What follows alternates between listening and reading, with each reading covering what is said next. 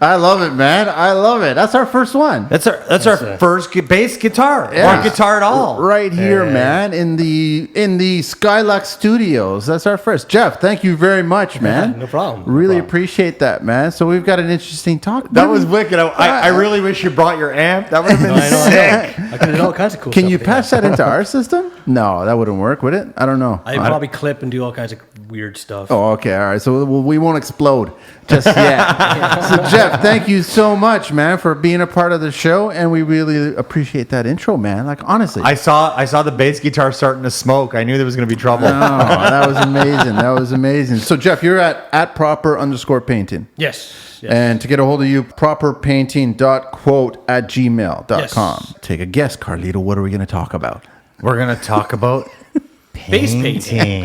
No, not base painting. Base painting. Base painting, Base finish painting. painting, all kinds of But painting. that's true. It is bass painting. Base painting. So we really appreciate you being here. We've got a lot to talk about. But first, Carlito.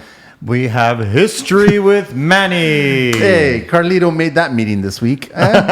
So I want to ask you, gentlemen, who invented the first spray paint compressor?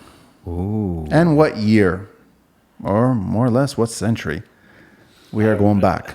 Like electrical or something kind of? This is a use of compressed air for spray painting. Who invented that device first? I'll let him go first. And when? When do you think it was? This is way back. I want to say probably something to do with Greco, right? Because they're a pretty big company.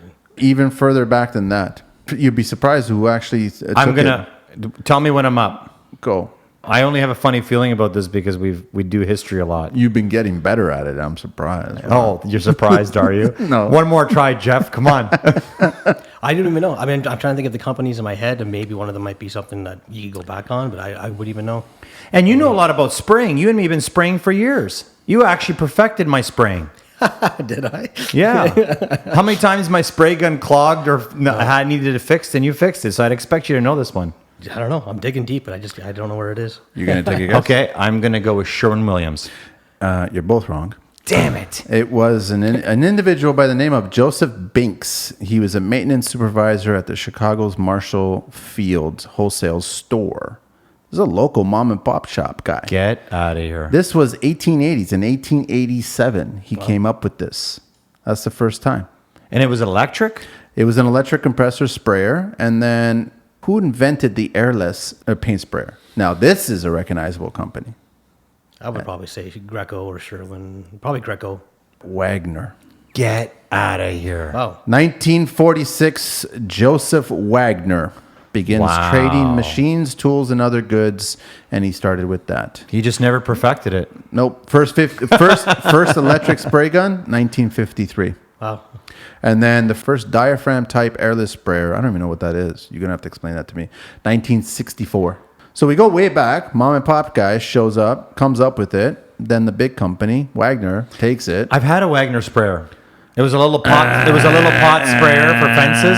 Never used it. Yeah, it was annoying. It was a pass me on. That was History with Manny. Let's get on with the show, man. Let's talk about some painting. So, Jeff, how long you been in the biz? Oh, I want to say close to 17 years now. Wow. 17 years. Yeah, around there. All painting?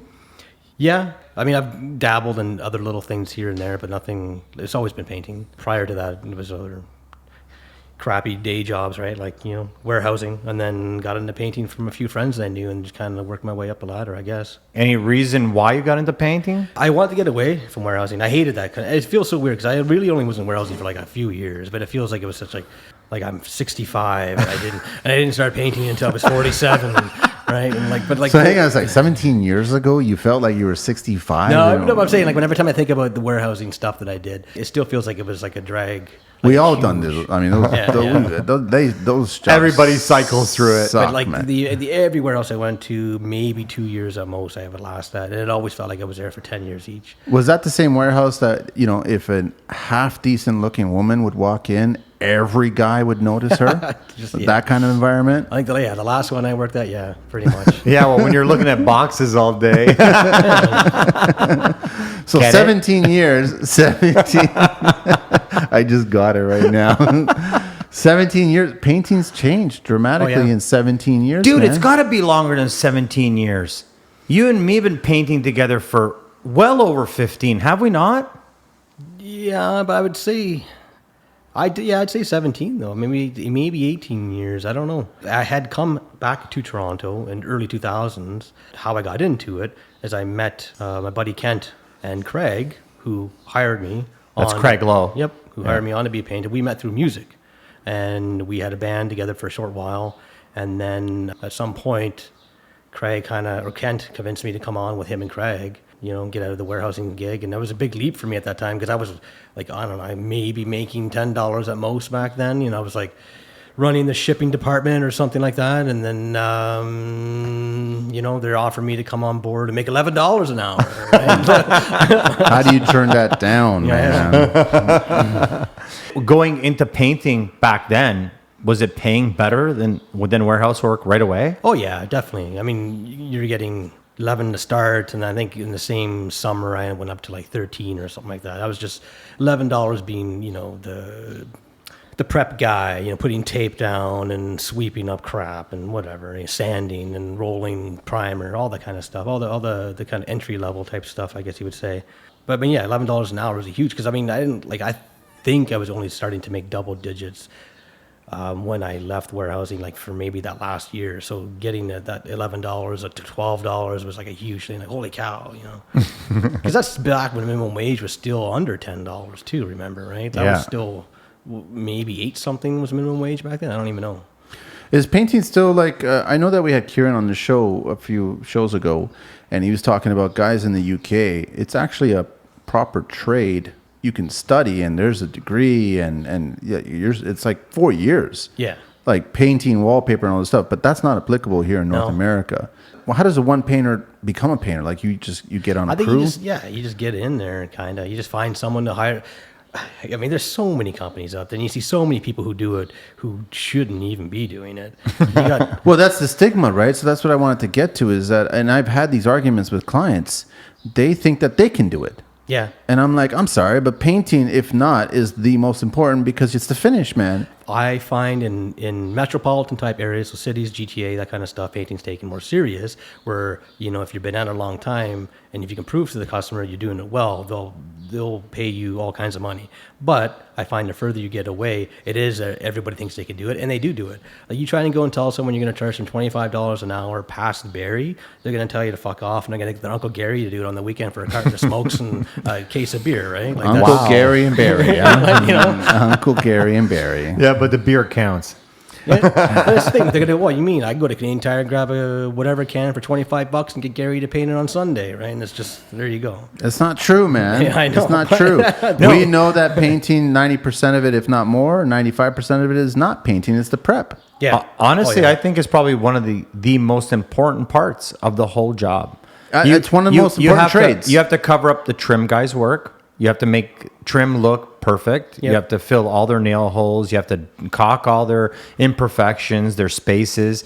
You have to, make sure that the floors are clean because you're going to get blamed for it as the contractor. Oh yeah, big time. Especially if it's a new build, a new house or anything like that. Anything on that floor, if it remotely resembles paint, you're in trouble. But then half the time, I find is people moving. It's crap being kicked up. Maybe it is something like if it's a paint chip and then someone stepped on it or whatever, right? But yeah, you're right. Like soon as that paper comes up and you're still kind of painting, everything's your fault, right? No joke. Yeah. You're the last man standing. Yeah, pretty much. Last person there. But what right? do the mutters say? So the drywaller says, "Don't worry, the mutter will take care of it." And then what does the mutter say? The painters take care of it. The painters will take care What of do the painters say? Fuck them, right? But seriously, there's so much. I think a lot gets dumped on painters, and I think probably. Oh, I agree, man. Because then you get. I mean, I've never seen a real build go perfectly. I've seen a few of them go pretty close, but you get somebody changes something, then all of a sudden you're fixing holes in the ceiling because the electricians had to move the pot lights again or something like that, and then it becomes your fault. Like they're not going to patch it up and like say, "Okay, can you just sand this and paint it?" It's just well, electricians and HVACs and plumber, Yeah. they don't know how to fix drywall. They know how to destroy it. You said something really important. A lot of people do something that they don't realize they're doing. When it comes to plumbing or electricians, when they handle silica or an oil product and they leave it on the wall and they don't see it, or they wipe their dirty hands on the wall, they don't realize that that is an imperfection at painter's level. And now we're stuck fixing it, right? Yeah, big time. And I mean, I get it, right? I mean, you know, you're going to leave some dirt behind. And there is a certain level you can get to, this is considered a touch-up, but then sometimes it goes overboard. And then everything's a touch-up. It's like, well, it's not a touch-up. It's called a repaint because I did this 3 times already. So it's just, I don't know. No, that's true. Let's talk about that. What are some of the little sneaky tricks that clients and or designers will try to pull or pawn? It's always after this. Usually the move. That's the one that bothers me the most. Because realistically, if you want to get down to the definition of a touch-up, it should be because I did something wrong, or the application of the paint, or something happened to the paint. I don't think that touch-ups are, well, we decided to move in on the Friday, and then like the weekend after, now I have to go in and fix all the walls because you smashed it. That's not a touch-up. That's me fixing something. You know? I totally agree. So what do you do at that point? Do you have an honest conversation with them? You try to, but I mean, again, if it's just the one time, or if it's just the one ding, or the one staircase, you just do it. But when it gets to the customer, you know, I've seen over lots of times throughout the years who they keep, everything's a touch-up. Everything, like, you know, because now you still have the last washroom to paint because whatever, it wasn't ready yet. So you still got to come back and paint that washroom. Now you got to go and take care of 50 other things upstairs. And they kind of keep finding ways that every time you got to come back for the one thing you still got to do, there's more stuff downstairs. There's more stuff over here. So you get those people that try and sneak it in with something that does have to be done. And then you got to find a line now. You do have to talk to them.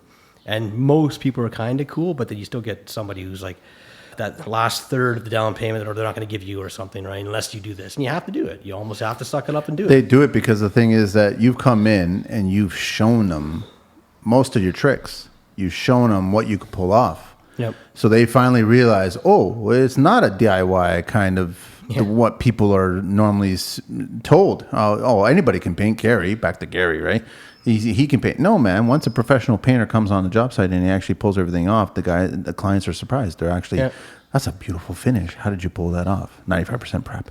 How do you separate yourself though from that? You just be blunt. I think you be blunt with the clients. Pretty much. I mean, again, you know, some of the stuff I'm describing doesn't happen all the time. It's like one customer or very many. I mean, one every year and a half or something. You might get someone who's just a basket case to deal with. Most people are fine, and you got to explain to them too. Like, look, if we got to keep doing this, then you know we got to upcharge or something, right? Or this is a considered extra. And you know, I try and do that with my customers very from the get go, like with quote. I try and let them know, you know, if we have to do this is considered extra. You know, this is 2 coats is standard, but at the same time, if you're gonna ask me to do a 3rd coat on the one room, then fine. That's all I'll do. There's a little give and take. It is conversation. It all comes down to conversation and being able to read the person too, right? Because if they're coming in hot all the time, then I'm not going to give you anything. There's been a couple of times me and Jeff have been painting together for years. So I'll hire him and come in and he'll take care of the customer for me, and they just love him. So I get great feedback and I don't have any headaches. But we've been in a couple of situations where we've done a beautiful job and the homeowners' kids will come in with their hockey bags scuff the walls, and then they'll come up to me and say, you know, you guys didn't finish painting this. There's scuffs on this, and we're like looking, and you can see that there's a hockey bag right beside, and you're like, did you guys use your hockey bag and scuff the walls? Like, it's under 30 days. These walls are like still precious. Like, it's still soft. Just because it's surface hard, it doesn't mean you can just, you know, do what you wanted to do. And if you do, don't call us back. You know, I'd probably tell the clients that depending on the age of the child, I would say you realize that there's certain countries in this world that you can actually give those kids back, right? but I rather have clients just owe up to it, man. Just, I know. Like, okay, yeah, I get it. Come up to you, Jeff. Listen, I know my kids, my dog, my husband, my wife, my whatever damaged it. What will it cost to repaint? And don't have that conversation of touch-ups. Like, and maybe in your contract or maybe at the very beginning, be very clear. What is a touch-up and what is a repaint? I try to be very transparent, and I think one of the last quotes I did, I mentioned that, you know, like a half day of touch-ups or something like that, like is included in this, which hopefully, half-day touch-ups on my end would be a lot. Even when I do go back and do touch-ups, I'm rarely ever there for like a day and a half. So I would like to think if I'm taking care of this job just myself, I should only have maybe a half day of touch-ups, right? So, and like I said, it's push and pull. So you have to eat some of them. But what are touch-ups? Realistically, like I was saying earlier, it should be a defect within the paint or the application of doing it, or maybe I missed a spot somehow and it's still one coat, or whatever that is, right? Or maybe it's not covering in 2 coats because whites have been problematic lately, and I do have to do a 3rd coat on this door. That to me is considered a touch-up. And the odd little bum and ding, sure, okay, I'll let that slide. But realistically, it should just be the defection of the paint and application or person who did it, right? So when does paint fail? How does the paint fail? Temperatures. I've watched paint actually not dry on a wall with humidity a few years back on something like a day kind of like this, very muggy out, but it was overcast, whatever. It must have been so damp in the air that the paint was not drying, and it just it seeped all the way down to the bottom of the... Wow. Like it actually went all the way down. Can you tell me what company that was? What company was that paint? No, I think that it was still Benjamin Moore. I think that was maybe the collection line or something way back when. Temperature, how you store the paint. I mean, if you've got a gallon of paint that's been around for 7 years out in the garage and it's gone through winter, it's dead. So that's gonna garbage. Yeah, that's not gonna. People don't realize that. Clients actually think it's still good paint. Yeah, you get some people, I have this, and they show you, what is this? Like, it's a company you've never seen before. There's Russian letters on it or something.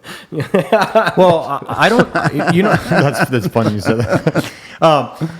People don't realize that even like compound and concrete, after 3 months in the bag, in a perfect environment in a factory, can go bad. And I tell people all the time, first of all, don't put your paint on the ground. Put some rigid styrofoam in there. It should be in a warm area. If you do try to want to salvage it, don't forget about it and hide it in a corner. Shake it up every 2 months. If you want to hang on to something and have touch-ups, you need to go down there and mix that paint up. It's separating inside that can. Yeah. That's a great point. Does it make sense? I know that you guys always, when you finish it, you tell the clients, hang on to this. Yeah. But 10 years later, they're still hanging on to the paint. That paint's not going to be the same color. Yeah. No, it won't. No, well, it's even just because the walls are getting weathered, right? So it's Mother Nature, UV, right? Yeah. Exactly. So how long should they hang on to paint? I mean, again, as long as you can, as long as it's still good, because maybe there'll be enough to do the whole wall instead of just touching up the wall. Yeah. And it's up to, and again, you get some people keep it inside. You definitely got to keep it at room temperature or close to it. Nothing freezing. Yeah, nothing on the concrete, direct ground. Yeah. 10 degrees Celsius, usually in the back of most paint cans, they recommend you don't paint. Anything under 10 degrees, they always say not to do with. So I assume anything above freezing and in between that kind of 22 and 0, right? And that's because it's latex. Yeah, well, it's got water. Which means water, yeah. What is your go-to paint these days? Benny Moore. I mean... you're a huge Benny Moore? Yeah, I go back and forth. I mean, Sherwin's not bad. The only thing I find with Sherwin is there's too many products. Like Benny Moore, I find, does a few things. They have a few other little offshoots here and there, but the main ones they do are done well, and they you know exactly what they're going to do. It's really funny because when anybody, I call it Benny Moore too, but whenever I hear somebody say Benny Moore, it makes me want to go get a little quart of Ben & Jerry's. Yeah. that's just me, right? But I mean, do designers call it Benny Moore, or is it just trades? I find trades call them. I think it was back and forth. They just have that cool name, Benny. Like, what's the nickname for Sherwin? I think it's the full name, Sherwin Williams. Yeah, that's I wouldn't know formal. if anyone can. It's too formal, no? My favorite. Dulux? What's Dulux's nickname? Nothing. I don't. Dude, it's not, you're making up shit right now. Garbage. I've had no luck with Dulux. Beauty tone? How about Beauty tone? Butte. She's a Butte. What's CI? What's CI? ICI.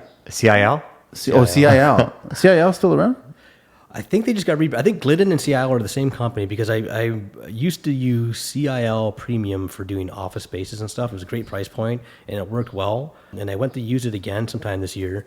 The people were telling me it's Glidden Pro now or something like that. So I think they're the same company. And the one person actually told me they literally just came in one night, cut off all the labels, and put on new ones. Really? So I think the reps came in and just cut the labels. Vaspar. What's Vaspar? Isn't that owned by? That's a Lowe's product, isn't it? No, that's a Lowe's product, but I think it's actually Sherwin-Williams product. If I'm not, I don't know. I think I've used that once a long time ago on another HG TV show, and that was it.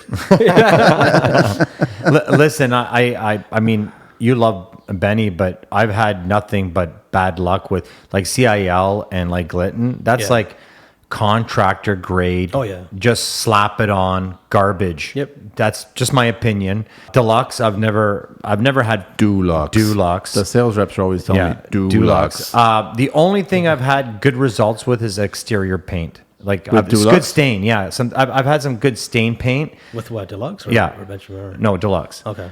That's the only thing that's worked out for me. I find it skins up very fast and thick. And I noticed that if you put a lot of paint on, it'll peel off in a big chunk. And that's just a callback for me, right? Yeah. I've grown to, how do you think about Para? They're not bad, actually. Even Seco. I actually find... I like Seco. Can't remember what line it was, but I used it on a job a couple years back. So the whites are just problematic right now across the board, no matter what line. Why are you saying the whites are problematic? What's going on with the They're whites? just not covering. They're not covering, and now they're a trend, right? So everybody's got to put white on some stupid friggin' tan, gray, whatever thing. When they you pick. say they're not covering, what do you mean? They're 2 coats usually standard for most paints, except for you want to. And you're still seeing bleed of the plaster? Or no, you're just seeing the other color come through, or it's not taking on the color or the white. You think that they're thinning down the paint now? No, it's the whole California Green Act, right? So if you look at Low any, VOCs? yeah, you look at in the back of any paint. I noticed it more on Benjamin Moore, but if you look at the back of most paint cans, anything like that,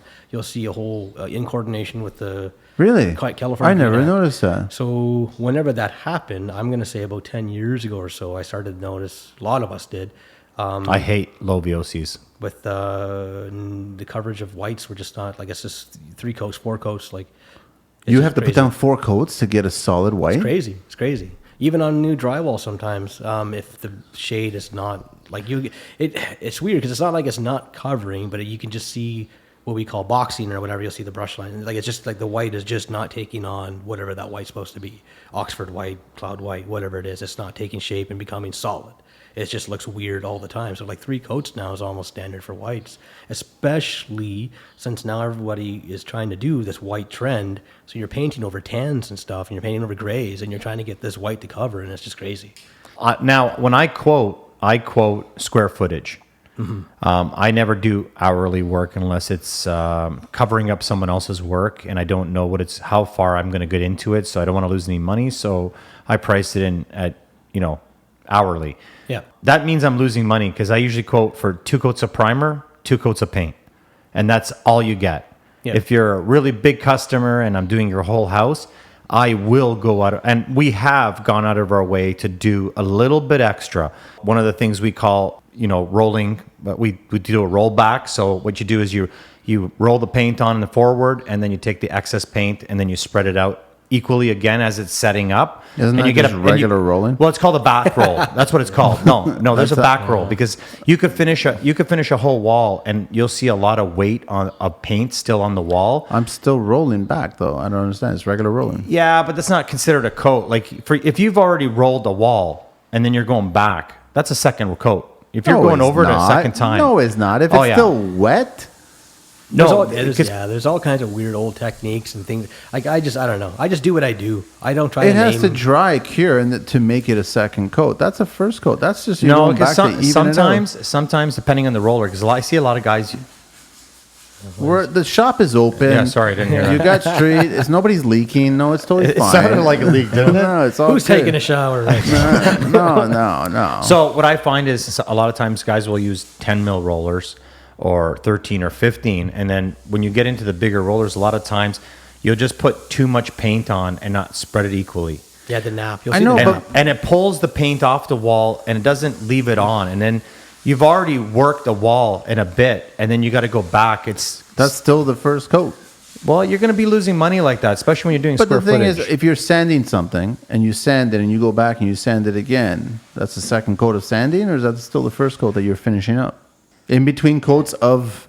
Is that the first coat? In between coats of what? No, so if you a lot of guys don't sand the walls when they paint. No, but if you sand a piece of material, right, and then you apply your first coat, and then you sand it again, but then it doesn't feel that great, and you still sand it a little bit more, is that a third sanding going on, or is that still the second sanding? Well, I think you didn't get it right on the first time, and that's why the second one. My point is that that's not 2 coats, that's 1 coat, right? Well, we call it back rolling. A lot of guys will double charge, so they'll charge for 2 coats, and what they'll do is they'll go halfway into the wall, and then what we call a back roll, and then they consider that a second roll. Not me. Yeah, there's a lot of guys that do it. Not me. Sorry, let's get off of that. Let's get Yeah. right into. So, okay, what is with the whole nap? I mean, it just holds more paint, right? I mean, the bigger. I know, but the consumers are being okay. I don't know who's feeding this crap to the consumers. What is it now? Well, no, whatever it is. So you go into any big box store and they've got the really thin pile rollers for those really thin walls. I know there was those Ralph. What is that? There was like Ralph Lauren ones, all kinds of weird different. Yeah. So I mean, so you got That's just thick products. pile. That's just people trying to like those stupid. You cut a straight line things and like it's just ridiculous. It's just crap, right? To sell. I would go down to as low as 10 mil is kind of as low as I will go, but I'll do it like in a washroom or something where you don't really have a lot of space. It doesn't matter if you use a 13 mil or 15 mil, you can get a good look with them on a bigger space because you have more room to keep rolling and even it out. With a washroom, it's so small. Maybe 5 mil on doors. Wow. But I'll use a 5 mil roller. Like a whiz roller, Whiz roller on doors. Yeah. And it kind of gives it almost a spray finish. I won't say it's going to be a spray finish. Aren't most people spray finishing doors in trim? They will if they can set it up that way. Yeah. But Yeah. I mean, there's so much logistics involved with that too. And do you have a shop? Can you do it at a house that's being a new build? Can there a space in the basement to do this? Like, it goes on and on the list. Are you going to pay for prep? Are you going to get air movers in? I mean, there's a lot of work in that. But I've never seen you ever use a 5 mil unless it was a whiz. Yes. 5 mil? Yeah. You It's like a little whiz roller. Whiz rollers. Yeah. It's a touch-up roller. Well, no, it's a little roller. It's just made for... I tend to go to that now if I'm doing trim and I'm not spraying anything because it does leave a nice finish. Not a spray finish, but it leaves a better finish than anything above that. I find that the 15 mil pulls too much paint off the wall. Even though you're putting a lot of product on the wall, I feel that it pulls it off the wall when you roll back. So my go-to is 13 all the time. And like you said, which is very important to me, is I'll use a 10 mil on a decker wall. Like if I'm painting one whole room, say gray, and I'm doing one wall in charcoal, I'll do that decorative wall in a 10 mil because I find it gives it like a paper finish. Yeah. It's a less an eggshell or an orange peel kind of look. Like it doesn't give that bubbly or circular Way more paint. patience than I got. I hate using 10 mils on big spaces because it dries out so fast and it just pisses me off. I'm always like, No, you're right. Yeah, Like it does dry fast. But like you said, in washrooms, it's very personal. Like someone sitting on the toilet, they're going to be looking at the paint job. One of the most important places to paint something I think is these in the days, bathroom. most of the time they're looking at their phone, man. Yeah. Maybe in your They're household. on their phone. I know. They're on social media in the bathroom. But getting back to naps, I think it's very important to talk about this. I think nothing above 15 unless you're doing brick outside or something crazy. Where Stucco. You need, stucco. You need something to kind of fit in there. But 15 is my top. And maybe priming if you want to go above 15 a little bit. But again, I don't know. You're still leaving texture on drywall, right? I use Emerald. I love Emerald from Sherwin-Williams. Sherwin-Williams, right? Yeah, and I'm ultra Dove poly, so I like I don't like the fiber rollers. I find that it doesn't give the proper finish. And if you really go to the paint store, they have a list of what roller goes with what paint, and a lot of people never pay attention to that. Like if you're buying a paint, they behave differently, and the roller is everything. It's the make or break of it. Do you not think so? Yeah, I found with, say, the Benjamin Moore ceiling paint and using a microfiber roller, you get, and even actually with Sherwin, their, I can't remember what it's called now, super paint. Whatever's in that super paint, whatever's in the Benjamin Moore ceiling paint, there's a few other lines too. Where there's a resin in there, it kind of makes the microfiber roller, even if you just open it up a few hours down the road, it starts to kind of make it Sticky. It just doesn't suck up the paint anymore. It starts to kind of like make it solid. Like it's weird. It's still like okay. You can still move it around. It's still like wet, but it's not holding the paint. It's just kind of throwing it around. You ever call the sales reps and just go, listen, man, what'd you guys do with the secret sauce here? Why is it different? Craig did. I think Craig used to know somebody. Well, I can only assume that paint changes It's got to be every few years, if not like more frequently. Well, I guess saying before, I noticed it more with the whites. What I was just mentioning with the resin and some of these other lines, like what I found with that, what I will do now with, say, the Benjamin Moore ceiling paint, I'll use the, not microfiber, the fake one, synthetic roller. It lasts a lot longer. You can wash it, you can get a good, like 3-4 days of ceilings with that. And you do that with a microfiber roller, it's done. Yeah, it's falling apart. I'm going to start doing that. I stopped using miter bond because they told me about the shelf life, and I think they changed the formula. On miter bond? Yeah. It wasn't working the way it was supposed to be working. So if I start using a paint, all of a sudden, it's something that I've always been my go-to. Because I'm agreeing with you, man. Emerald is my go-to. What's Benjamin Moore? Yeah. Aura, whatever? No, Aurora. I think Regal, right really? down the line. Because it's good price point too. True. It's not. I think Aura is not bad. Aura is awesome for outside because that stuff will you can put that into a plastic tray with no liner and try and wash that the same day and it'll still stay on the tray. You got to really get it off. So Aura outside is good. I think Aura inside is just again for that same reason. I don't like it in the inside because it dries too fast. It's too that thing's not going to come off the wall. But it's just I don't find you get your money and your mileage out of it. Personally. What are the top 10 any more colors that everybody always... Well, there's the whites, right? So CC30, CC40. There's that Chantilly lace, which Chantilly lace? The Chantilly lace is bullshit. I'm waiting for them to come up with a CC in factory. It's going to make you sweat. As soon as somebody says Chantilly lace, I'm like, no, you got to try something different. It's all CC. It's all the CCs, right? I can't stand them, because Chantilly, the whites in general just being problematic, like we had already talked. Chantilly lace is always been like that. Yeah. It just doesn't do anything. And then when it goes on, I don't unless you put another white beside it, I don't see what's inside Chantilly lace at all. With the Oxford white and Cloud white, you can kind of see what's going on with that. Chantilly lace is just what is this? It's white. Okay, got it. It's not anything. So, what are your go-to paints? Hang on, what's wrong with you, man? You gotta. Oh, well, sorry. Oh, you're hinting me. This is building code talk with Manny. There we go. I think you left the meeting a little early. I've got an interesting one here. I wanted to ask you guys the surface area requirement for building code regarding glass in different rooms of a home. And I'll give you a hint. It is part of Part 9. We've been talking a lot on the podcast about the Ontario Building Code, and Part 9 is the go-to section of the building code. In a laundry, how much percentage-wise do we need minimum for window? 5 square feet. Percentage. Give me a percentage of the room. 5%, you think? 15%. 4% is the minimum. Wow. Water closet. Even less. 0.37 meters square. That's like a square foot, isn't it? That's pretty small. Jesus. Kitchen. How much glass is the minimum that you required according to the Ontario Building Code? Percentage or feet or whatever? Percentage in a kitchen or kitchen space. It's so weird, though. Is that one of those kind of questions where, the percentage of that room, You got to look at the size of the room. Yeah. In the kitchen, they're asking for 10% of glass. Living rooms, they're asking for 10%. This is actual building code. Yeah, this is a minimum, right? Bedrooms, other finished areas not mentioned above, 5%. So I guess think about it. If you've got a wall that's 10 by 10, 100 square feet, 5% of that.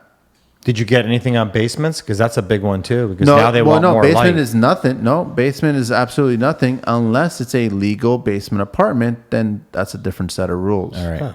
Because then I think you need about... You need a minimum of 10 square feet for 2 units. It has to be egress, right? Okay. So 10 square feet is a window that's 2 by 5. So let's go over that. 3% in the bathroom or less? No, so it's 4% in the laundry, 0.37 meters square for a water closet, 10% in a kitchen, 10% in a living room, 5% in bedrooms and other finished rooms not mentioned above. I wish living rooms were only fucking 10%. These are really small amounts, man. Some of the jobs we're painting, it's all windows. These seem way under. Well, this is the minimum that the code is asking for. That's crazy. Minimum, right? And that was Building Code Talk with Manny. There we go. Okay. No, that was brilliant. Actually, it's really good to know that minimum is that minimum. It's just, but nobody's ever gotten minimum is that minimum. Well, it gives you a lot of flexibility. Okay, so sorry, you were about to ask Jeff? I mean, you and me have been painting for a long time, and only 1% out of 100 do I allow you to pick paint in my projects. Not your projects, but in my projects. And the only one time I allow you to pick the paint, and it's always Benjamin Moore, is when you want to paint the outside garage doors outside doors. You'll fight me. Like I hire him and he comes in with his workers, and when I hire him, he says, "I will not paint the outside doors or garage with Sherwin-Williams." And I'm like, "Dude, it's my go-to."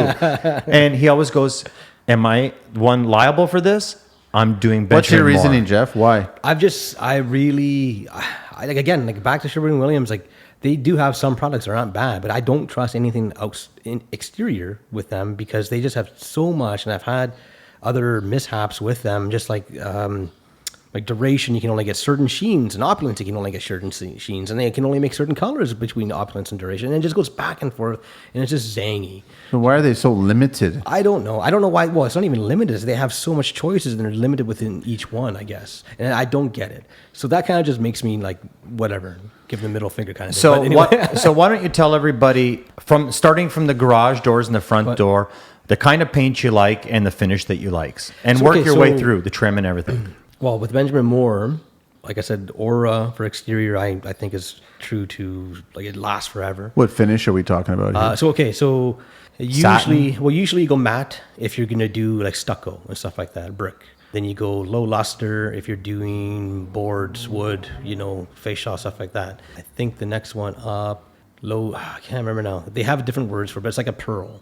Almost a semi-gloss. I do think there's semi-gloss, but I think that's they have high. Yeah, gloss. so someone calls them satin, someone calls it pearl. But even the Benjamin Moore Aura exterior stuff is like, other than matte, which is obviously flat, low luster, I think it's like their eggshell, and I think it only goes like, I think it may just be semi. Is their eggshell also a satin though? Because in Sherwin-Williams, the eggshell is a satin. That's what I mean. So like, what's okay? Can we all agree that eggshell is satin? Only in Sherwin-Williams. And then there's pearl and satin. Isn't pearl satin? Pearl, eggshell, and satin, aren't they all the same? No, because in pearl and satin, say with Benjamin Moore, they're one step down from semi-gloss, but one step up from eggshell. Okay, is that kind of saying like Serbian, Croatian, and... But there is a difference. Same people, just different. But they look the same though. No, everybody looks different. If someone were to be able, that's like saying Portuguese and Italian. Yeah, I get mistaken for it all the time. Or Portuguese and Brazilian. I get mistaken for it all the time. I have buddies from Angola, from Africa. No, I don't get mistaken for that. Portuguese. I don't get mistaken for that. Yeah. Getting back to the paint though. So what do you do? Satin or do you do pearl on garage doors? I try and get it down to the lowest sheen, not like flat or anything like that, but maybe one step down from the middle sheen. But at the same time, depending on how new the door is. If the door is new, I want to say something closer to the semi-gloss type thing because it lasts and looks good. But if the door is like beat up, a little bit older, you can only do so much to it to kind of make it look good. The shinier your paint is, the crappier it's going to look sometimes, right? Because you're going to see all the imperfections, all the dents, all the whatever. Even though the shinier coat will protect it more, it's a push and pull, right? Do you want this to look shiny and crappy, but it's still to be there for 15 years from now, or do you want the kind why is the shinier? Why is the semi-gloss more protective than? I actually don't know that. High VOCs, and this is my thing about VOCs. If you want something to last a long time, and you're not a hippie where you like. People You're are like, not a hippie? well, I have all these modern younger people say to me, I want low VOCs for my child. And I'm like, we talk about this all the time. There's more VOCs in your TV and your carpet and so on and so on. And your child's going to be smoking And what's the pot most in 5 important years. part? Really, at the end of this project, what's the most important part is the paint. Yeah. So if you want a lasting product, go high VOCs. Do you not agree? I would say high VOCs, but yeah, I mean, just like no VOCs and low VOCs, like are only, I mean, maybe painting a baby's room in low VOC or something, because you're not going to be throwing something around and wrecking the walls. But what about the plastic toys you're giving them and they're chewing on? Here we go. Yeah. I mean, we could talk about this all day. Like when you really like Paint those toys too. But they do. Yeah, dip them in oil paint. Yeah. High gloss. I think it says made in China Oh, underneath. God. But I mean, I guess it's got to have some kind of VOC Hey, Don? in order to last. Is anybody painting in high gloss anymore? I saw a little bit of a trend. No, it's maybe- it's that other kind of paint, almost like a lacquer. Yeah. Like it's still dripping wet even when it's dry. Exterior stuff, maybe. I actually, well, maybe they do, but I haven't seen anybody ask for that in ages. Last time I seen someone ask for something like that, it was a very old lady in Forest Hill, and she just wanted everything, doors, trim, shelving, everything to be high gloss, and it looked like her place was made out of plastic. And I think it was because it's, To each his own. yeah. Honestly. But I think it's probably because that was just probably what she was used to back in the Yeah, 60s or yeah, something. yeah. Like it's got to be high gloss or nothing, right? Like it's... Well, they Have had you ever- oil back then, right? Have you ever used Pharaoh and Bow? Yes, actually, I have. Do you a like few. it? Yeah. It's not very durable. No, it's not, and it's got huge problems with trying to blend it in. Like you don't even like the wall doesn't even have to be there that long. You can go back and try and do touch-ups, and you may have to repaint the whole wall. The whole wall. Yeah. Well, they pride themselves that their paint stretches further, so you can get more coverage. There's some. The thing is with them, I find it's more because they really don't have lines. I don't think. No. They just have pre-made colors. Yeah. So I find some colors are better than others, but other than the paint itself is just whatever. Yeah. Even some of their tans will have to go in like 3 coats. Really? Yeah. They have beautiful colors. Yeah. And I've painted with it once before. It's expensive, stupid Yeah. expensive. But the problem I had with it is it's not durable. Like you said, it got damaged, and I had to repaint the whole wall. Yeah. I can't touch it up. No. So I'm eating the cost now because they chose Pharaoh and Ball. And you know what? That's why I love Sherwin-Williams. How many times have we done wainscoting, spraying with a spray gun? We spray a whole house in wainscot. You know, again, a kid or an adult will hit the wall, and I'll get a call back and say, hey, can you fix this? I paid you so much money to do this. Jeff goes in there with a really 5 mil or less roller, and, you know, he does his magic and covers it up, and you wouldn't even know. And Sherwin-Williams, after 3 months, you can't see the patch. Emerald's not bad for that. That's what I'm saying. Like there's some products with Sherwin that I don't mind. Hey, there's your answer. That's what we call Sherwin-Williams. That's your Sherwin. You don't need to say the Williams. You just say the Sherwin. Right? Sherwin. Okay, so let's get into inside of houses. What's your preferences for the trim and walls, ceilings, bathrooms, laundry rooms, If it kitchens? could be like day one with me, I get to pick everything. Yeah. I would. Yeah, Benjamin Moore. I would do like you mean sheens or products? Sheens and products. Products. Okay, well, Benjamin Moore, Regal across the board. And that's for walls? Yeah, everything, trim, walls. Why'd you get hooked on to Benny Moore? Like, is that what you started with in the beginning, 17 years ago? Painting with Craig most of that time, he switched a lot because he was always looking for the next product, save some money. So he had no brand loyalty. He was always using whatever paint was using working. Sherwin for quite some time. Okay. We were doing Sherwin, but then it just like we just found less problems with Benjamin Moore. Like you knew you could always go there and grab this, and then it would get done. But I don't want to get into it too much. But on the show, you guys didn't use Benjamin Moore. Did you? No, I know. No. No, but I mean, That has nothing to do with our choice, though. Oh, okay. No, that was to do with sponsors and whatever else. And Yeah, that whole their Vaseline backdoor deal bullshit. Yeah. But you know what? It was a cool experience because I got to work with products I never wanted to work with. You get to see what works and what doesn't. Getting back to our buddy Craig, and he passed away a few years. So I mean, he was brilliant at this. He was really he figured it out. He also had buildings, and he was what I call slumlords. You have units, and you have to paint them, and then you have your high end, you have your medium. He really knew how to use a paint at the right value for the right customer. And I think when you say, did he have any loyalty? He only had loyalty to how much you paid. You got what you paid for. If you were a rental unit, CIL was fine. If you were a blue collar person, it would be between Benjamin Moore and Sherwin-Williams. But a lot of times, I never seen him use Benjamin. I never saw him use that. We used it all the time. On your real, other jobs outside the television, right? I'm glad you said that. On your real jobs outside of the No, television. they're all real jobs. They're all real jobs. Actually, they're even harder on We didn't do television. anything. We just stood there. Because there's more covering up to do. Let's get back to the real jobs. That are Oh not my on God, he's television. turning it into this. He's turning my words around. I just play a painter on TV. I don't know. See? Oh, Jeff. Quite the performance. Don't egg him on. He loves this kind of shit. No, this podcast is not about the shows.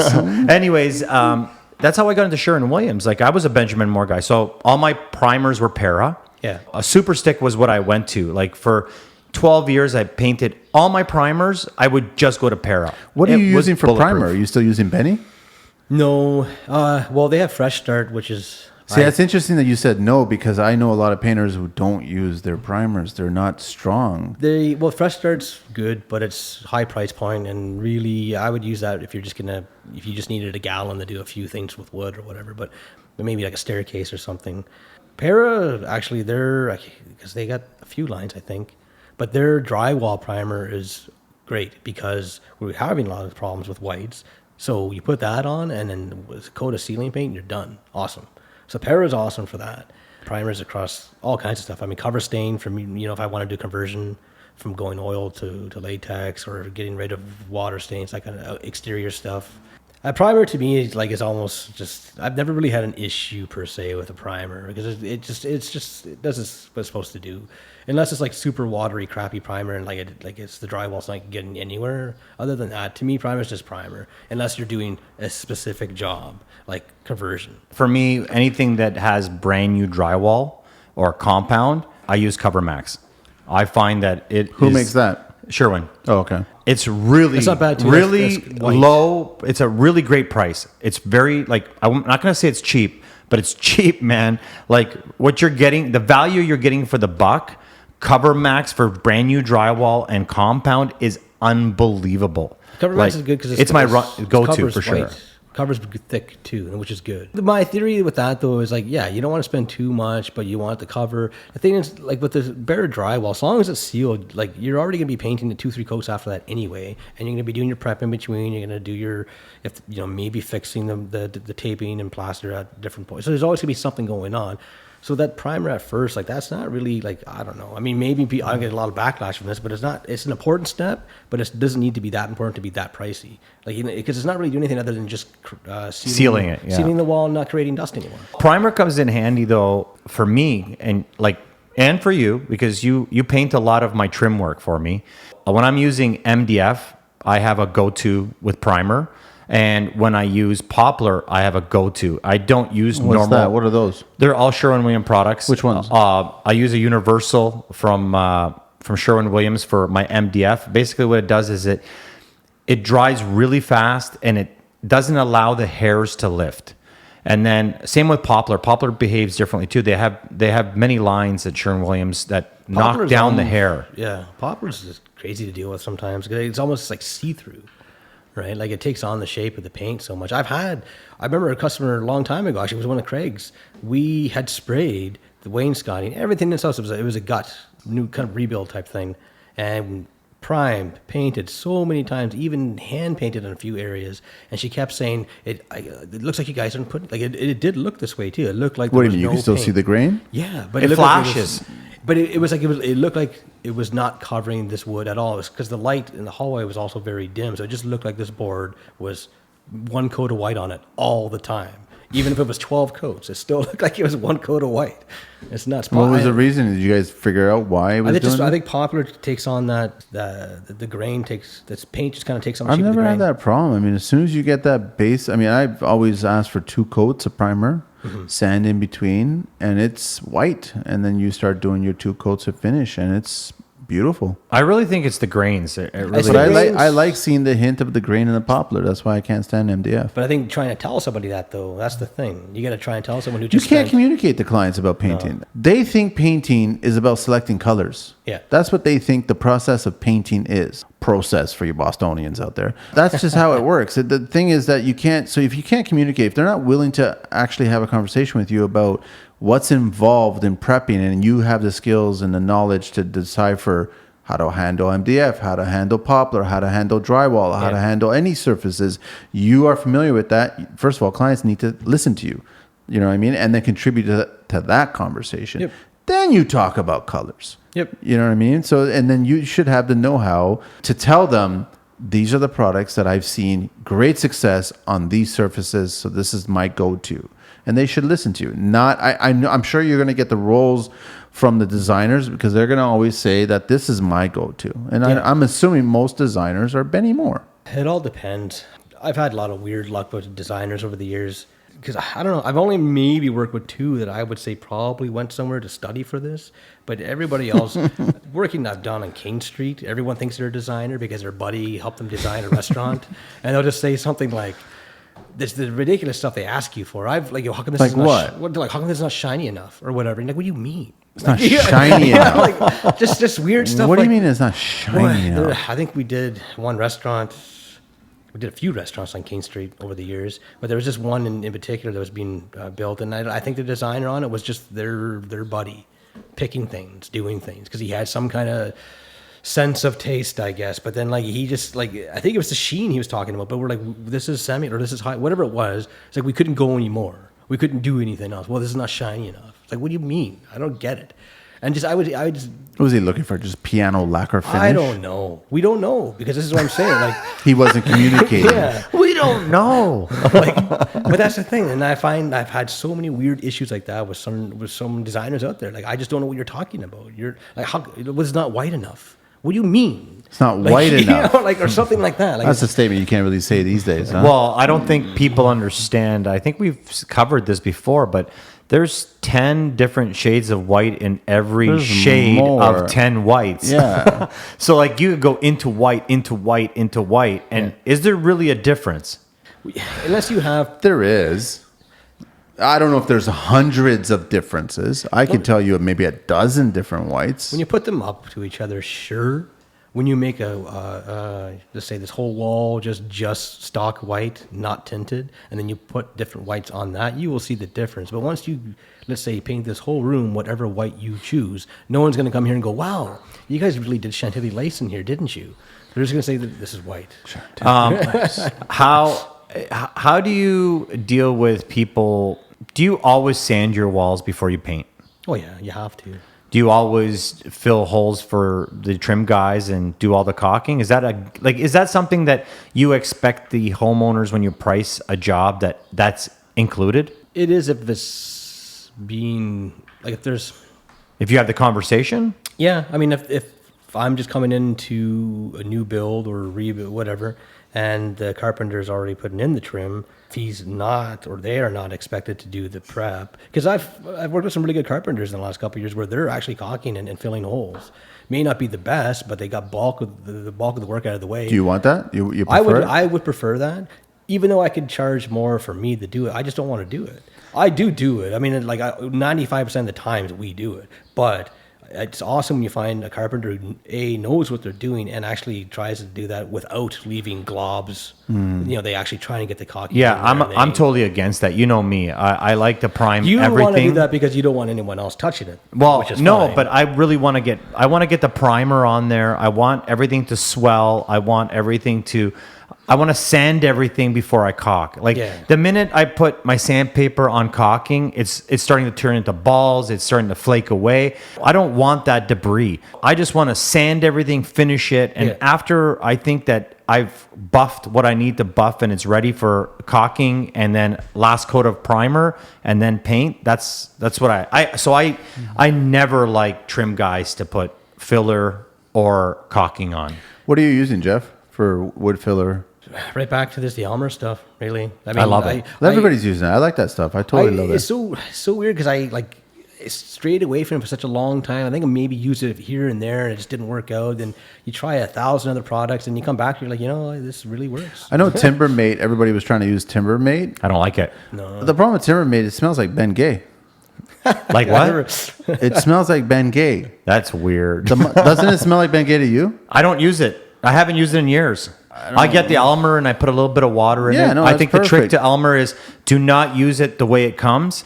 It's too dry and Yeah, you can't it let it dries dry up out. way too fast by the time you get it on the wall I'll usually or in have the trim. I'll usually have 2 or 3 in the van, and I'll kind of keep them at different viscosities. Actually, I don't mind the dry one if I got to do That's A a nice thick trick. fill. I like that. some last minute holes or something like that. Right? What are you using for your caulking? Yeah, that's better, Manny. Sorry, caulking.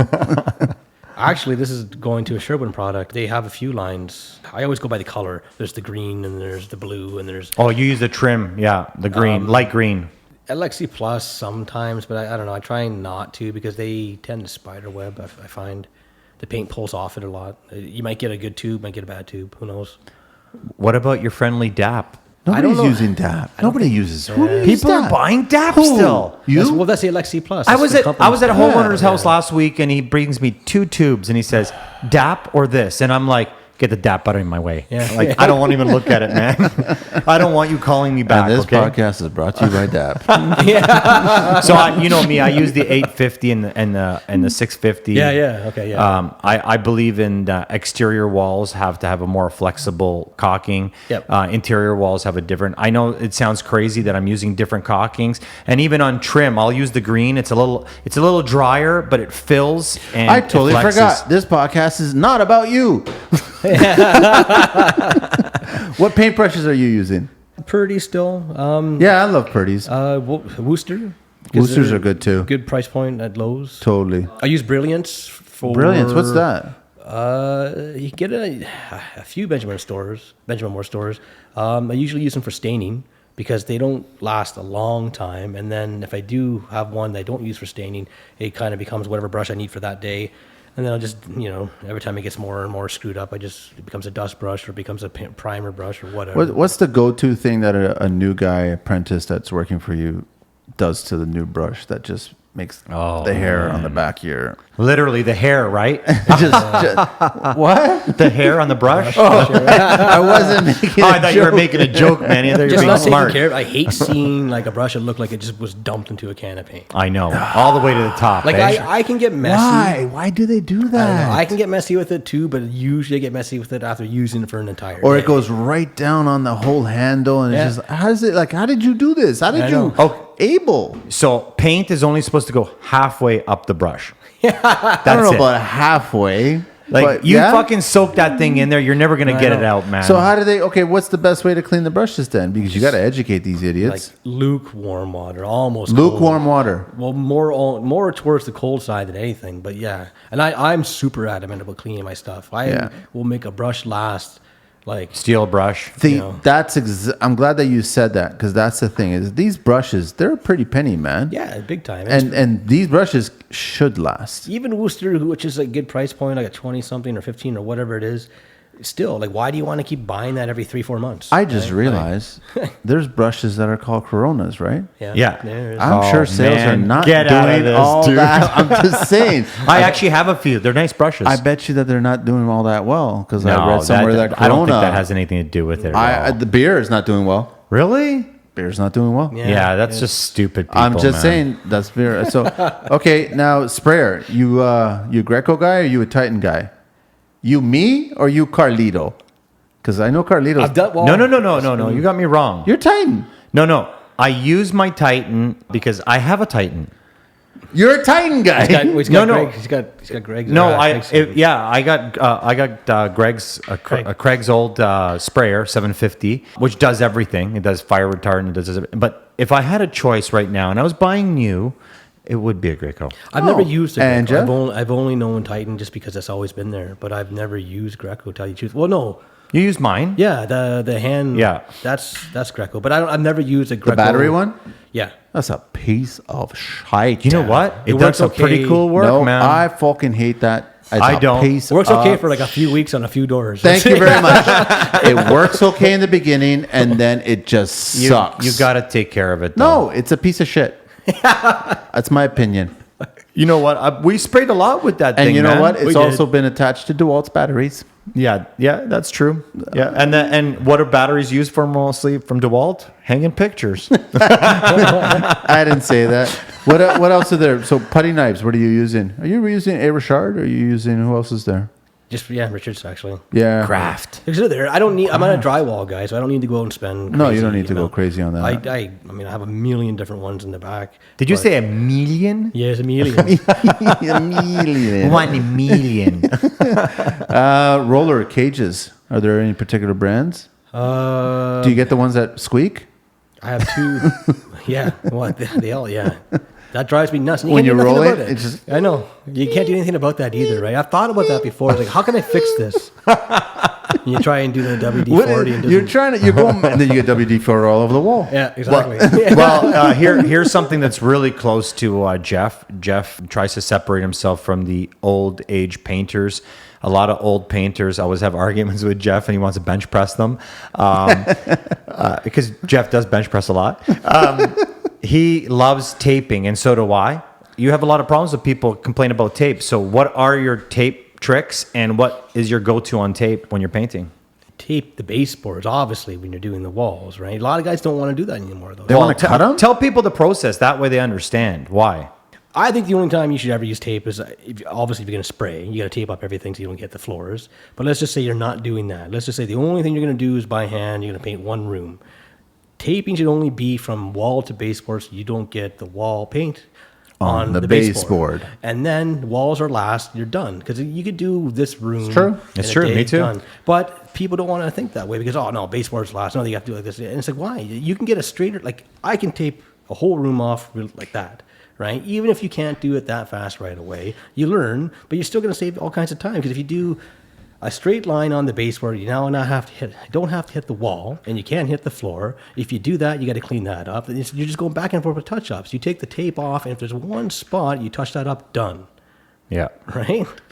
But that argument, like, you can go back and forth with that with some people. No. You make a better line if you do this. It's like, no, okay, whatever. You know? Everybody's set in their ways, man. That's just how it is. But you've learned. I mean, everybody learns their way of doing it. Yeah. It's time for Green Book Talk it's with Green Carlito. Book Talk with me. Wow, that was pretty There you go. casual. I know. I'm trying to get Carlito on a format here. You know what I mean? You know what? I don't like it's being kinda controlled. like taking a kangaroo. I don't want to be policed, and I don't want to be controlled. I'll tell you what to do, man. Okay, so our Green Book Talk for today would be employer appointed supervisor failing to supervise work at all times. So that means someone hiring a supervisor to be supervise the job site. Yeah. And he's not there. That's right. And he has to be there all the time. What do you think the fine would that be for first offense? Dun, dun, Under section 15-2. 1,000? Man, our guests are harsh, eh? You know what? When an inspector goes after him and he gets a bill for 1,000, I want them to go, I said 1,000. What do you think, Manny? I'm going to say 550.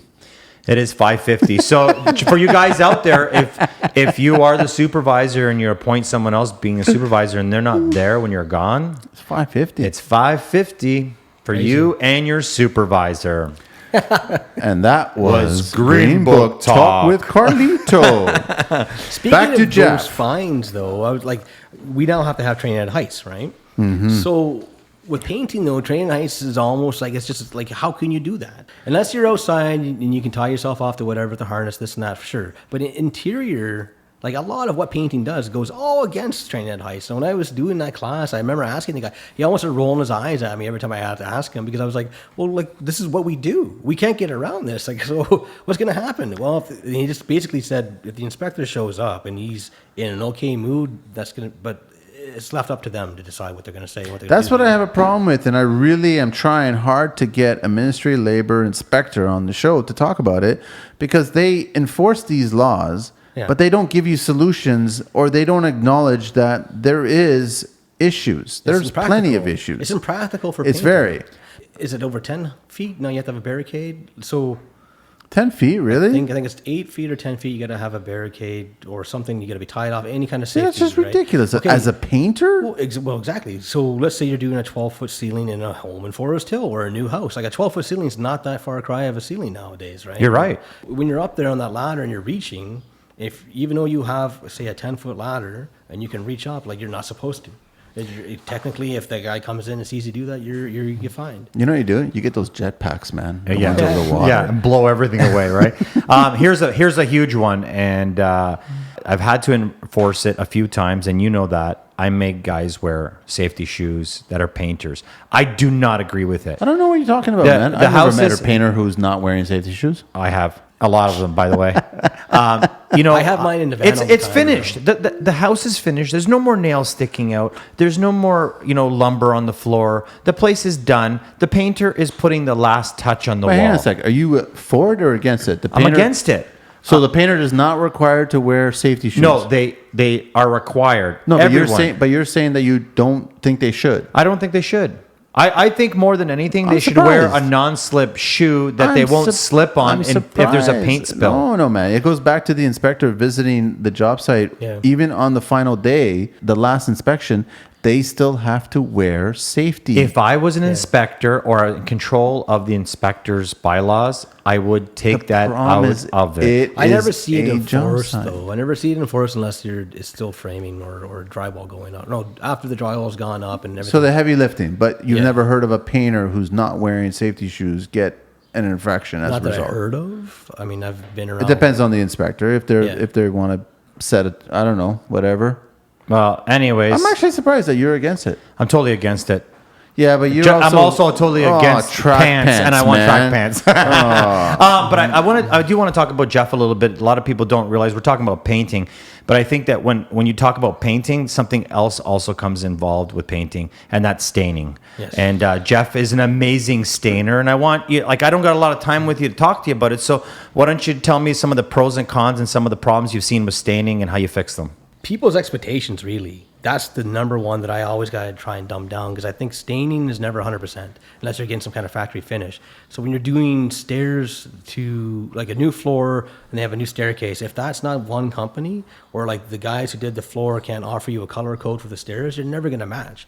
I go to Steel's Paint all the time to get stained from them, and they do an awesome job at getting Amazing jobs. Yeah. awesome custom color stain, but it's never Perfect. It's never perfect, but the people don't understand that. So that's my biggest kind of hurdle with staining, is trying to get people, trying to tell people you can't do that. And I have had a few complications with some designers in the last 2 years, same designer that's been trying to pick weird quirky stains for different woods, and I'm like, no, you can't do that. It's gonna look So like where are they finding the stains? Where is she getting a sample and showing it to you from some rare species of wood or? No, it's still Steel's Paint, but they're just picking weird things, like almost something looks like a gray wash on top of mahogany, and it's like, what? Like that's Yeah, it's orange on the gray. yeah, I know, right? and Yeah. it's just like. Probably because they found something in a book that was factory finished or was done.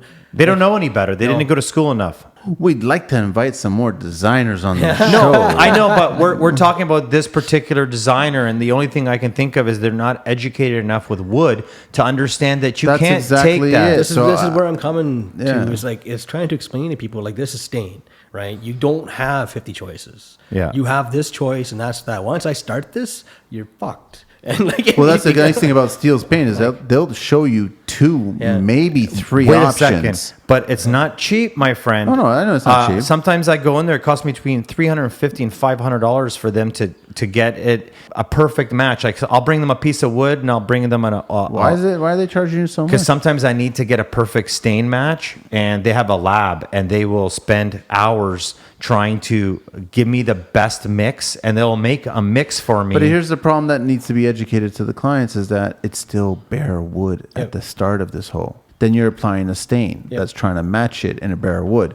And the one wood sample that you brought to test may be slightly different than the definitely. other sections of wood. That's the whole. There's more, not arguments, but there's more like.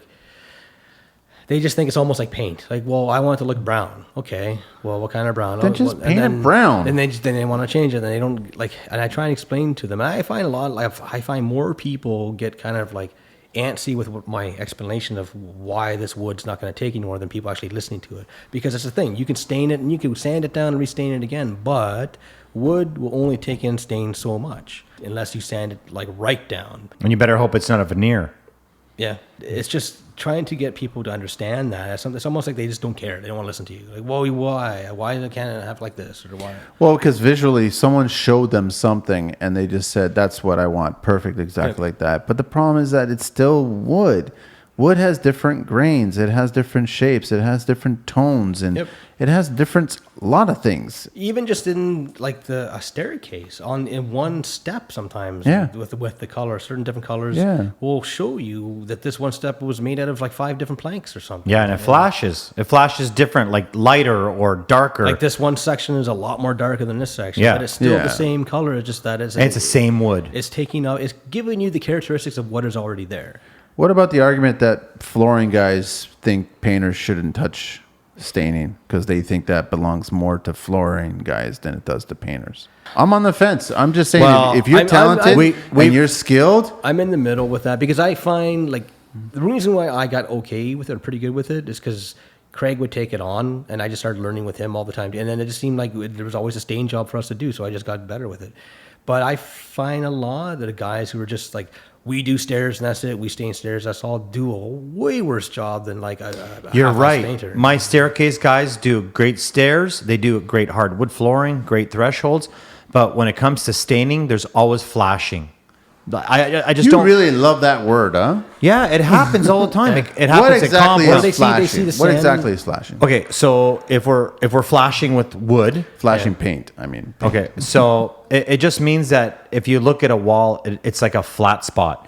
Typically, what happens is someone will put paint on a wall without priming a spot, and that will always what I call a flash. It sticks out. It's a a flat what, sorry? spot. It sticks out. Like if you're looking down the wall and You can always see that Yeah. patch. like if you're So- looking at it straight on, you might not see nothing, but you go on that one little angle. and that's because there was not enough primer, or there's no No, primer it wasn't in that primed area? at all. it could go back and forth. It So could be how anything. does stain material flash? Some spots will, because like he said, if you don't prep it properly, it can just stay white. It can be like a natural color, and it doesn't Like- darken up if you're doing a dark color.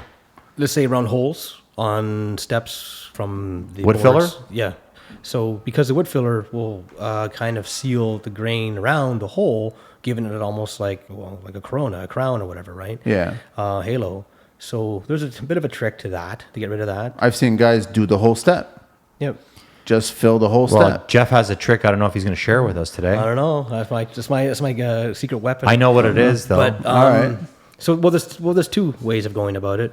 One of them I will share. Like you can always fill after. If you can collect the sawdust from this, like if it's built on site, Yeah. if you can get that sawdust and make your own kind of wood fill with wood filler, and you can get different colors of wood filler too, right? With that sawdust and stain, you could do that in between your clear coat. That's pretty cool. But that's after staining, of course. Yes, after staining, in between your first or second. I always go 3 clear coats now, just so I can fiddle with things in between. And we call that a full finish. And then there's my other trick I do when I am staining, but I don't know if I want to share that one. Don't. You don't have to. You got to keep yourself some stuff for yourself. I find like, yeah, you're talking about stair guys, and they do the staining. That like a lot of people who just don't. What I find with people who don't know how to stain, what happens is they'll leave stuff like sanding lines. Like you could see that this wood was sanded, wood scarring and whatever, right? You could tell that the rotary Yeah. sander was on Yeah. there, all the little circles and stuff like that. Yeah, I And hate that. People don't pay attention to that, and you have to pay attention to that, like during your prep, and even when you're staining, like That's as a result of what? Using the wrong grit? Or No, the not wrong sanding with the machine? grain. Not sa- yeah, wrong grit, it's too hard with the machine. Sometimes it just happens. It just that's why I never use a rotary. I think rotary always shows, no matter what. You will always see that honeycomb weird circle thing. I just usually use just a regular belt sander, or just even your hands, like just a little bit. Yeah. Of, Side to side with the grain is what I usually like to do. Yeah, you have to go with the grain. But just a lot of people don't pay attention to detail, and you have to with stain, because if you really fuck that up, it's fucked. Like it's brand new wood now destroyed, and you can't go backwards. You can't do anything. You can try and make it look good, and you can, but you got to put more time into it now. Well, I also think that flooring guys are in they just want to get out so fast that they wipe areas that have not accepted the stain. Yeah. And they wipe it too fast, and then they leave a flat spot. That's another thing too. Like you really just got to, like, I just learned over the years, you got to play with it. There is no like red oak you have to leave on for 2 minutes, white oak you have to do 3 minutes. There's no standard. It's just There's no that math to it, This white oak on this staircase in this house, it might be 2-year-old wood. Who knows? What I've always asked is, if it's a new staircase, I've always asked a manufacturer who's made the staircase, give me 2 more treads of the same batch of wood that you've used, for that staircase. Over samples. That's going to be the testing. So Nice. I'm using the same material that you guys are actually used throughout the treads because they've taken from the same pile. Well, there's another trick too, and I've seen you do it before. Jeff will stain underneath the staircase. So somewhere where you can't see something, you stain it underneath, and then you cover it up with drywall, and you get the same results. Yeah, It's a sample piece, right? if you get to do that, sometimes they don't always get to do it. But yeah, I've been noticing that a lot of young guys have been getting into painting. How are the young guys as painters these days? again, hit and miss. Painting's such an easy thing to get into. You got so many college pro painter type things out there where it's all about numbers, right? We can get 5 jobs done with 10 people, and it's just about grabbing money. And it blows my mind away because I don't know how companies like that can still keep going in.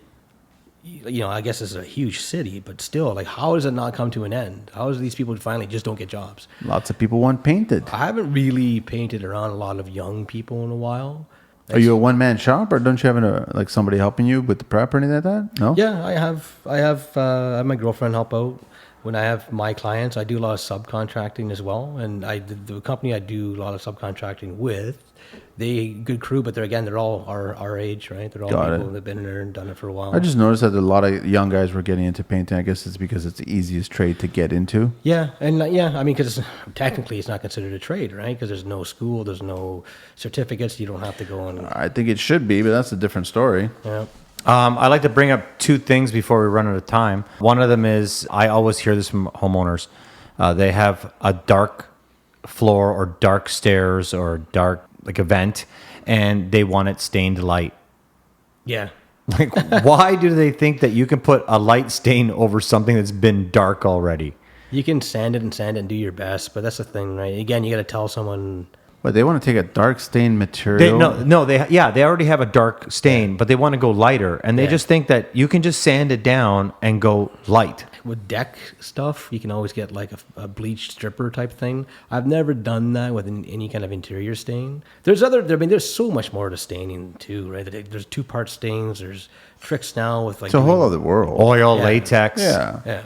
Yeah, Whole other world. One of the last things I want to talk about, and I always mention it, I want to talk about it again. I was at a homeowner's house last week. Same homeowner that brought me the DAP.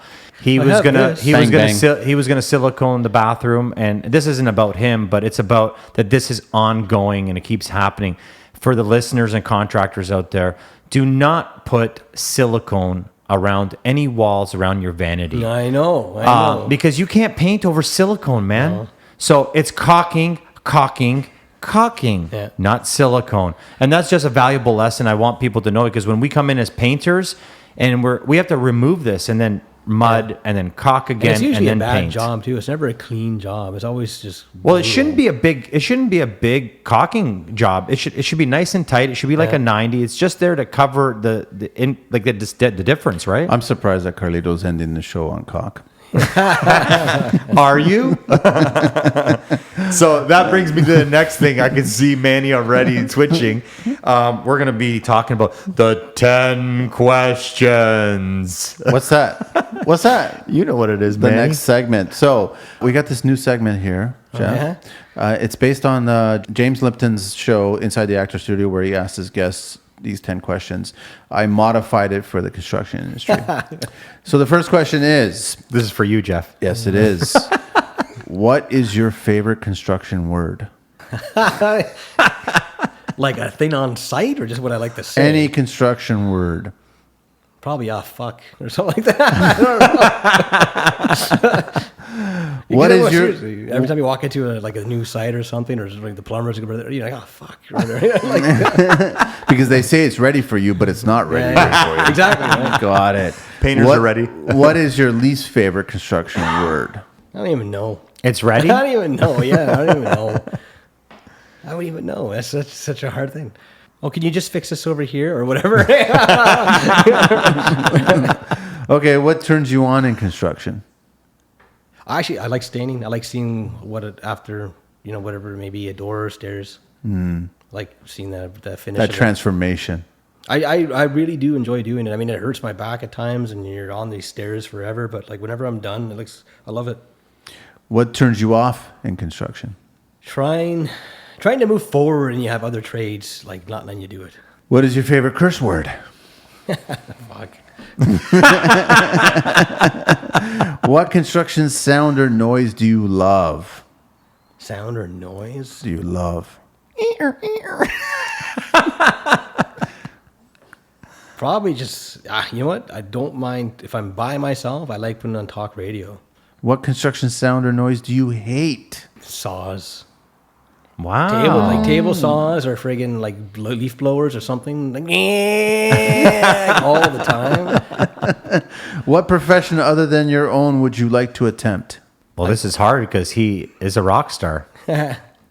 So like in construction, you think? No, what other profession? It could be anything else. What profession other than what you're doing right now would you like to attempt?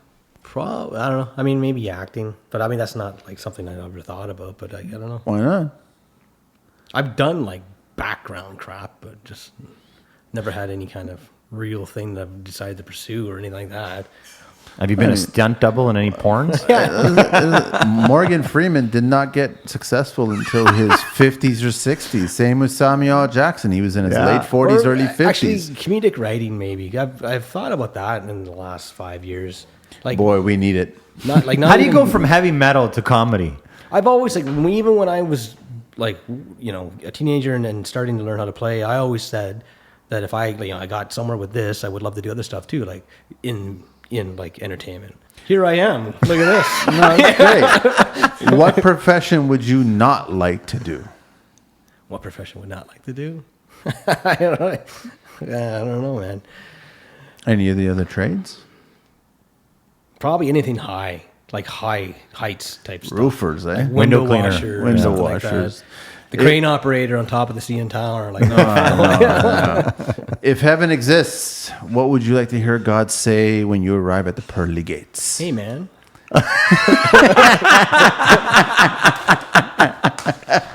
And that was the 10 questions. And that was Jeff from @proper_painting. And you can reach out to him and get an email, get a quote, properpainting.quote@gmail.com.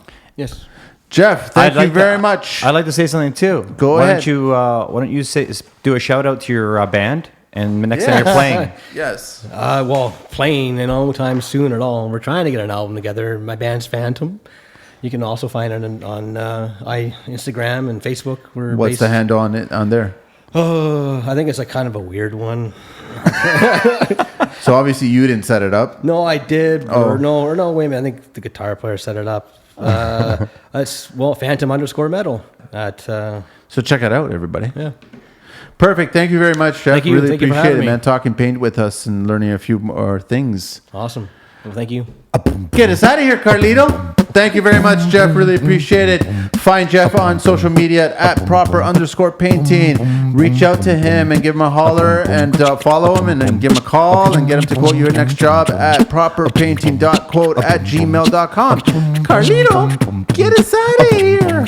416 TL, baby. Phantom. Hardcore, baby.